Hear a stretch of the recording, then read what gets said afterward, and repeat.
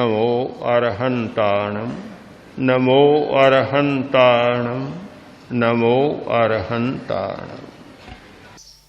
शक्ति का विकास और एकाग्रता का विकास ये ध्यान के द्वारा संभव होता है।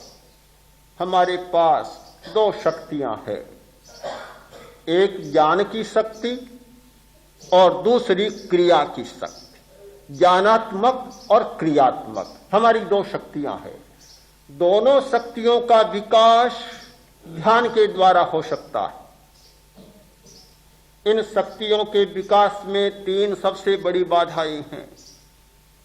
एक शरीर की बीमारी, दूसरी मन की बीमारी और तीसरी प्रभाव।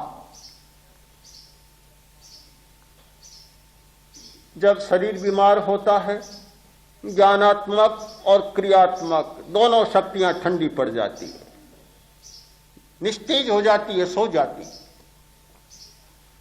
और उससे भी बड़ी है मन की बीमारी। कोई मन की चोट लगती है, मन का आघात लगता है, पैर वहीं के वहीं रुक जाते हैं।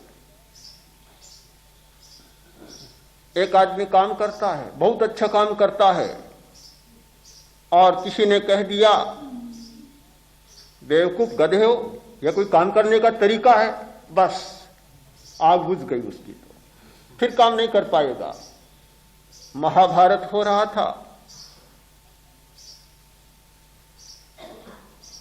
क्या हुआ? एक और अर्जुन और भगवान कृष्ण, दूसरी ओर दुर्योधन और शल्य की जो रथ वहन कर रहा था।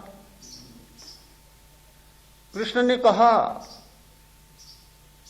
कि और कुछ मत करना, शस्त्र मत उठाना, हमारे विरुद्ध भले लड़ना, पर एक मेरी बात मान।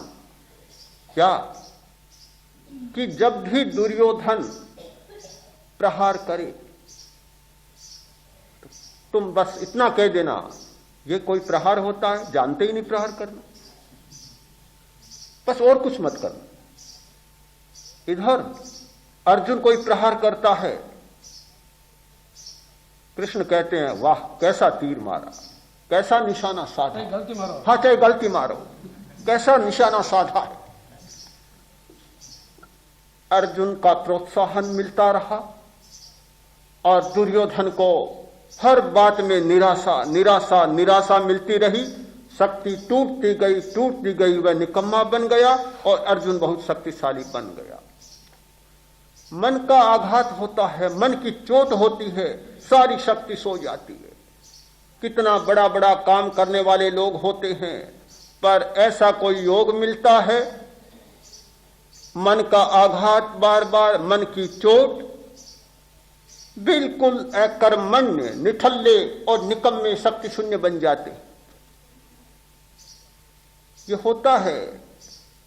बड़े से बड़ा कवि, बड़े से बड़ा चित्रकार, बड़े से बड़ा वैज्ञानिक, घर में पिता का, पत्नी का ऐसा योग मिल गया कि बड़े से बड़ा काम करता है और घर पर आता है तो ये तैयार है, उलाहना तैयार, मुट्ठी तैयार, आक्रोश तैयार।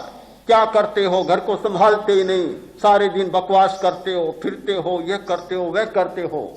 बेचारे की शक्ति 50% तो वहीं समाप्त हो जाए। मन का आघात, मन की चोट बहुत भयंकर होती है, और जब मन की बीमारी आ जाती है, शक्तियां समाप्त हो जाती है। एक शरीर की बीमारी का अवरोध, एक मन की बीमारी का अवरोध, तीसरा अवरोध होता है प्रभावों का। ग्रहों का भी अवरोध होता है, बहुत प्रभावित करते। आप ज्योतिष में विश्वास करें या न करें, मुझे इससे कोई मतलब नहीं, किंतु इस सच्चाई को तो अस्वीकार नहीं कर सकते कि ग्रहों का हमारे जीवन पर, हमारी शक्तियों पर कितना भारी प्रभाव होता है। यह बहुत वैज्ञानिक बात है, यह कोई अंधविश्वास नहीं। लोग ज्योतिष को यूं ही टाल देते हैं, और इसलिए टाल देते हैं कि हमारी हर बात एकांगी बनी हुई है, हम एकांगी दृष्टि से देखते हैं। यदि सर्वांगीण दृष्टि का विकास हो तो ज्योतिष को अस्वीकार करने का कोई कारण नहीं। जैन आचार्य के लिए एक ग्रंथ लिखा गया, उसका नाम है गणि विद्या। आचार्य को गणि विद्या जाननी जरूरी है। किस मुहूर्त में दीक्षा देनी चाहिए और कहां देनी चाहिए, कब देनी चाहिए, कब शिष्य को अध्ययन शुरू कराना चाहिए और किस दिशा में कराना चाहिए। प्रत्येक बात के पीछे दो आयाम जुड़े हुए हैं, देश और काल। देश और काल के बिना कोई प्रवृत्ति शुरू नहीं की जा सकती। मैं कुछ पुराने साधुओं की जीवनियां पढ़ रहा था। हमारे आचार्यों ने दीक्षा दी, 10 बार आया होगा कि बड़ वृक्ष के नीचे दीक्षा दी। जयपुर में दीक्षा बड़ वृक्ष के नीचे, फिर दीक्षा बड़ वृक्ष के नीचे, बार बार बड़ वृक्ष के नीचे दीक्षा और शुभ मुहूर्त में दीक्षा। बहुत सारे लोग ऐसे हैं कि साधु बन गया फिर मुहूर्त देखने की क्या जरूरत। और मुहूर्त टलता है तो गृहस्थ के बेस में दीक्षा। हाँ, और मुहूर्त टलता है तो गृहस्थ के बेस में दीक्षा। लाजनू की घटना है, जयाचार्य शौचार्थ जंगल में गए, देखा कि बहुत अच्छा शकुन हुआ है। तत्काल साधुओं से कहा चलो सुजानगढ़ प्रस्थान कर दें, मुहूर्त बहुत शकुन बहुत अच्छा हुआ है। सुजानगढ़ के लिए प्रस्थान कर दिया। किसी श्रावक को पता नहीं, किसी श्राविका को पता नहीं, साधुओं को पता नहीं, साधियों को पता नहीं। सब तो अपने मौज में बैठे हैं और सोचते हैं जयाचार्य कब पंचमी से जंगल से वापस आए, प्रतीक्षा कर रहे हैं। और जयाचार्य की दिशा बदल गई, वे सुजानगढ़ की तरफ में प्रस्थान कर। साधु पीछे से भजन ले जा रहे हैं। हाँ, साधुओं से कहा जाओ पीछे से भजन लेकर आ जाओ और हम आगे चल रहे। बड़ा अजीब लगता है कि क्या साधु ऐसा क्यों करे, ऐसा क्यों। आचार्य भिक्षु जा रहे थे बिहार कर, हेमराज जी मुनि नहीं बने थे,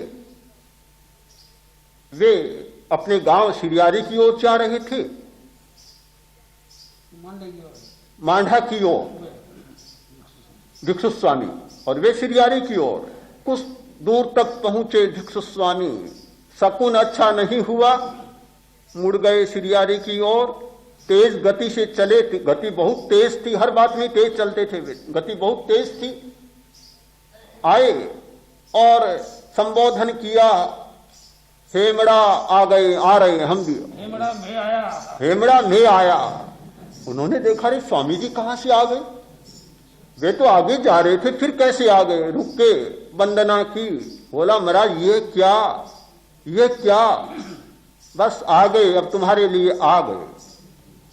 आचार्य शकुन को जानते हैं, मुहूर्त को जानते हैं, देश को जानते हैं, काल को जानते हैं।